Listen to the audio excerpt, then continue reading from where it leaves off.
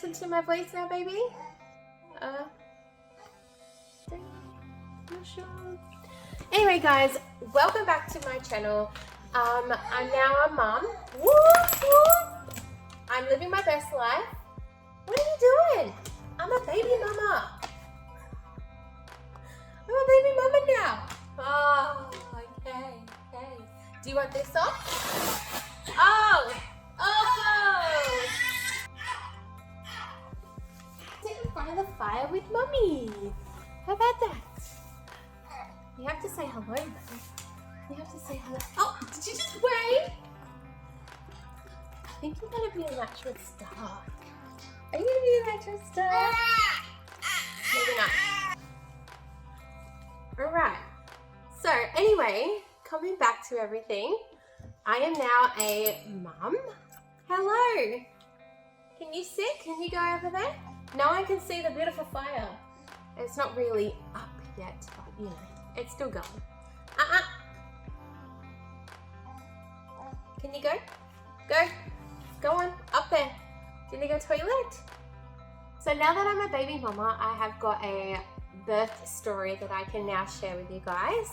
As you guys know, I'm pretty transparent, and yeah, like I'm happy to be quite open and whatnot with you guys.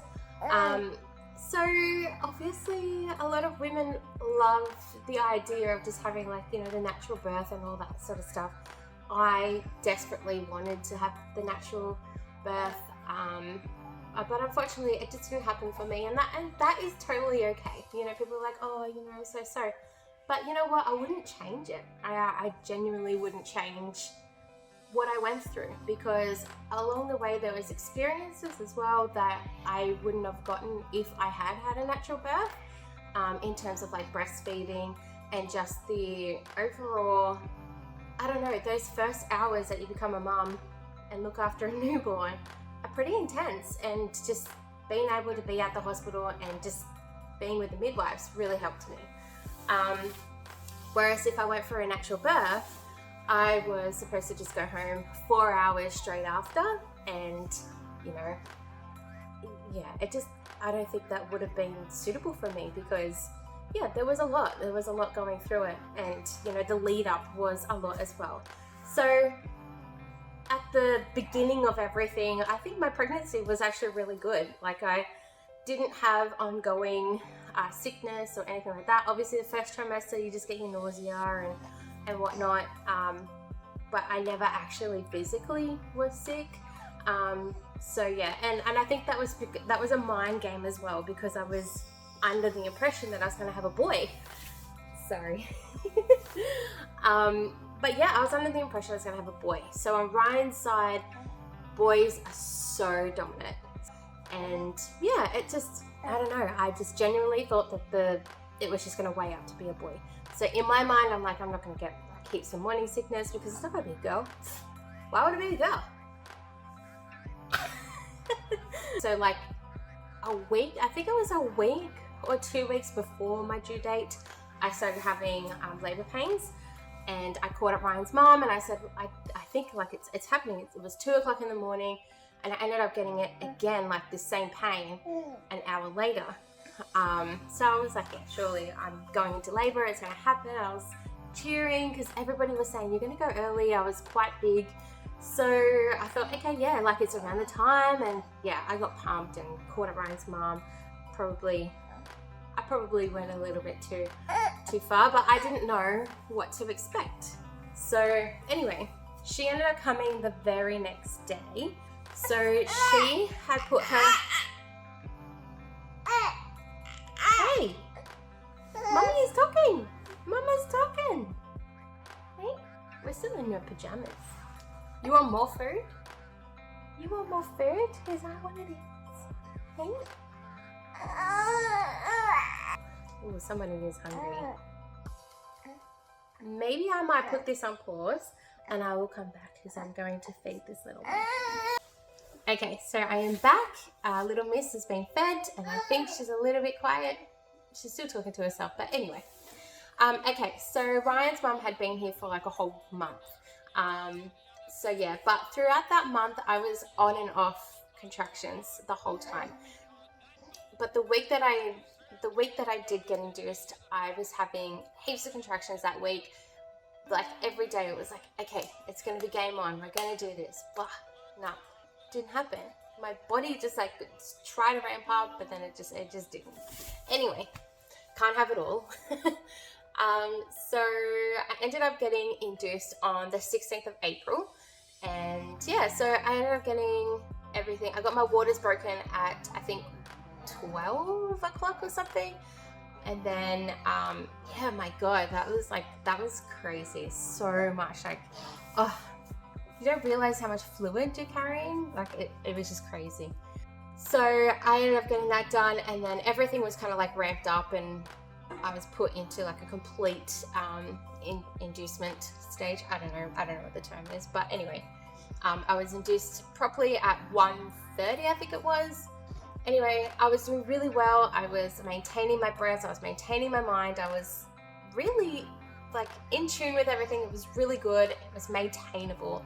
And then, I don't know, I think they bumped it up a little bit, and my body just went from like 0 to 100. Okay, maybe not 0, maybe like 30 to 100. Just like, bam. It was crazy. I couldn't keep up. My mind couldn't keep up. My breaths couldn't keep up. No, it couldn't. And yeah, I just ended up going into the shower, and that didn't help. That actually just got heaps worse. Yeah, I don't know. Just everything intensified so quickly. So I did about 3 to 4 hours of complete labor, and then I just went, I need an epidural. I cannot go on. Like, it was insane. Yeah, so I ended up getting the epidural, and life was sweet. I was really at peace at that time. And yeah, so anyway, I got that done at about 5:30. I'm just going off rough. It was about 5:30, and yeah, so we just kept like going through that. And yeah, I think that's how I found out I was at about 5 or nearly 6 centimeters, and I was like, yeah, cool, like this is gonna go heaps good. I thought I was like, in 2 hours, in like 5, so from like 1:30 to like 5:30, I had dilated by 2 centimeters. So I was excited. I thought, yeah, all right, cool, we're gonna have this baby before midnight, surely. No, midnight came around. I was about 7 centimeters or something. My body just completely you're smiling at me. You're smiling at me. Yeah, my body just completely slowed down. I was just so chill. Anyway, just sitting there. It got to about 2 o'clock. I think I was about 8 or so. And then we checked again at about 4. I remember looking at the clock, it was 4 a.m. and I was at 9 centimeters, and I was like, yes, like, oh my God, we got 1 more centimeter. Oh my God, this is so good. Because even though I was on the epidural, every time I had a contraction, this one, you little missy, kept coming right back up into my ribs. So she was kind of like, as my body was contracting, she was pulling herself back up. I mean, come on. What? Why did you do that to Mama? Yeah, it was just crazy. So I was in a lot of pain. Like, I had like all this tingling, pressure, all that sort of stuff, in my pelvis. And she was hurting me by coming straight back up. Anyway, so, the midwife didn't really seem fazed by it. Yeah, so it ended up being like 6 a.m. and I was expecting to like have some sort of, all right, let's go, like, let's start pushing. I just spent the last 2 hours getting my head right, going, okay, I'm going to be pushing my baby very soon. I'll be pushing in like 2 hours or so, and I was excited. I was really happy. I kept saying to the midwife, oh my God, like, I feel like I need to push. Like, can I do that? She's like, oh, maybe not. Anyway, she said that there was no signs that the baby was coming. So I was like, okay, I feel like it. But no. So it got to about 6 a.m. and I was still at 9 centimeters. So my midwife called for the doctors to come in, and they had a look, and they said that baby is too big to get through like our lip. So it's basically going right there. So they could see the baby's head, but she actually can't get through. I was like, okay, so what do we do? Like, what's going on? So they basically said that if we continue to try and go natural, it could put the baby in distress, because right now baby's okay, like, you know, I'm okay, baby's okay, we're in a really good situation here. But if we continue to, you know, force it, it may put mum and bub at stress, basically. So yeah, basically had to sign my waiver, sign my life away for you. Why are you crying about that? I had to sign my life away to get a C-section. Yeah, you know, this wasn't part of my plan. The epidural wasn't part of my plan. Being induced wasn't part of the plan. Getting my waters broken wasn't part of my plan. My grand plan. Come here. Come here. Come here. Okay, you can come sit. You can come sit. Anyway, so yeah, I basically had to do that. So this was not part of my plan whatsoever. My grand plan was to have a natural birth, natural everything. I didn't even want to have gas or anything. And they still continue to try and give me gas. And I just still said no. I just did not want that. I've just heard that, and I've seen with my own two eyes, that it makes you quite sick. So I didn't want that. Anyway, yeah, so I ended up going in for a C-section. But I was sitting there for like hours waiting. I was waiting for theatre to be available for me. My doctor, the anesthetist, I think, he had to go and do another epidural. So I was off my medicine, and at this point I was totally fine. And he said, look, I'm gonna have to go do this, blah, blah, are you okay? And I said, like, if it was me, I would want my epidural. I know what it feels like, so totally, go ahead. So yeah, he ran off for about 45 minutes, and I was in agony by the time he came back. I was in tears. Yeah, I was just like in full-blown labor, and I couldn't even push. No, mummy couldn't even push. And yeah, so he ended up putting the stuff back through, and you know, I had to be rolled into theatre. I could still lift up one leg when I went in. So anyway, we went into it. We were exhausted, by the way. Like, we had like not had any sleep the entire week because I was on and off with contractions and all that sort of stuff. So my body was already like, it was just already so exhausted and so tired. So anyway, I went into it, and I was talking to Ryan, and we were totally fine. And then one minute just changed like crazy. They did something, and it just felt like I could feel them cutting inside, and oh, it was pretty horrendous. When I think about it, it just makes me feel sick. But yeah, I just was in a lot of pain, and not pain, it wasn't even pain, it was a lot of discomfort. So they obviously didn't know I was having a 10.5 pound baby, and they're pressing, they're pushing, they're pulling, everything, and I could just feel everything like inside. And they said you're gonna feel the pulling and the tugging and all that sort of stuff, but I was literally breathless. I couldn't deal with it, and I had to ask them to put me to complete sleep. So they ended up stopping the entire procedure, and they came back to me, and they were like, you know, trying to work out exactly where I was and how I was. And they ended up saying to me that I have to actually sit it out until baby is out, because they can't put me under the complete, well, they couldn't put me to sleep while she was still in me, otherwise she would get it, and they guaranteed that she was going to wake up. So I was like, okay, totally, like, let's just do this.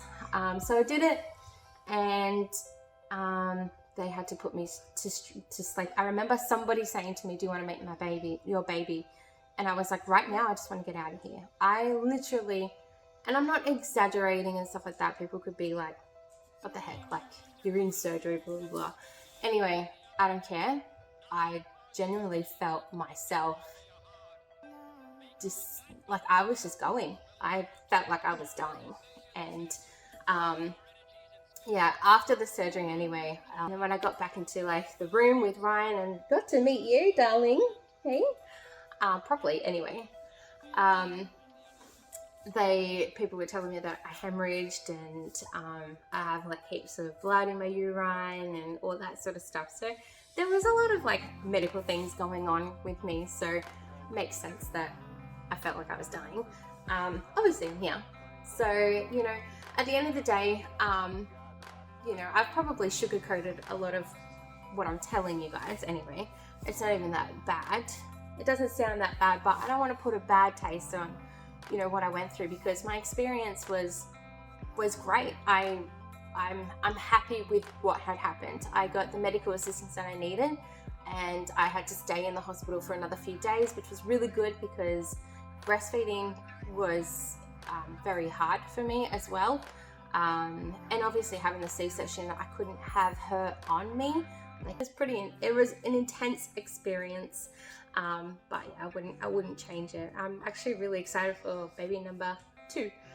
But obviously that won't be happening for a little while. We already have you. We're good with you for now. So yeah, but we're really happy. I'm living my best life. I love being a mummy. Do you love mummy being a mummy? You want to say goodbye? Hey? I'm gonna be like, subscribe to me. Subscribe. Hey. Good girl. Good girl. But yeah, I'm out. But yes, thank you so much for watching this and listening to my birth story. But no, as much as it sounds really bad, it's not terrible. As long as you are thriving, baby is thriving, that's all that matters, okay? You actually look like my brother right now when he was a baby. My family would definitely pick up on that. Yeah. You look like my brother. You look like a bit like your daddy. It's like your daddy and my brother. Where's mummy? You realize mummy went through everything for you, right? Hey, you just got my lips.